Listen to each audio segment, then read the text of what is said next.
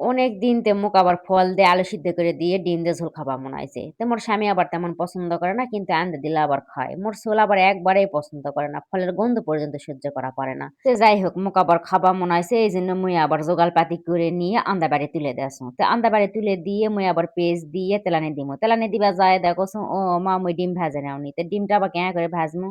ওই পেস্তানির মধ্যে মুই আবার ডিমকোনা ভাজে নিনু। ডিমকোনা ভাজে নিয়ে তুলে না থুয়ে করনু কি ওতি আবার আলুকোনা ঢালে দিনু। ঢালে দিয়ে থুয়ে এখন আবার মোর ময় মসলা যা, যা লাগে সেলা আবার দিমু। তে মুই আবার এতে জিরা, আদা, রসুন একবারে বাটে নিছু। সেখনা আবার মুই আবার তরকারির মধ্যে দিয়ে দিনু। এখন আবার মুই পরিমাণ মতো হলদির গুঁড়া দিমু। তার সাথে ঝালের গুঁড়া দিমু, লবণ দিমু। দিয়ে থুয়ে ভালো করে নাড়ে চাড়ে ঢাকে দিমু। তরকারি যখন মোর আদা কষা হয়ে আসবে তখন যায়ে মুই ফলগুলা ঢালাই দিমু। আগে থেকে দিলে কি হবে ফলগুলা মোর আউলে যাবে। এইজন্য আমি আগে দিমু না পরে যায়ে দিমু। তো এদিকে আবার মোর তরকারি আদা কষানো হয়ে গেছে। এখন আবার মুই ফলগুলা আস্তে, আস্তে ঢালাই দিমু।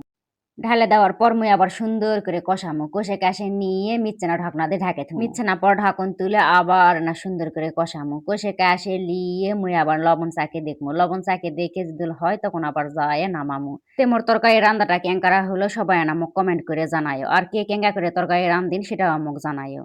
আর হামরা জয়পুরহাটের মানুষেরা ইনকা করে আলু সিদ্ধ করে দিয়ে ডিম দিয়ে ঝোল রান্ধে খাই।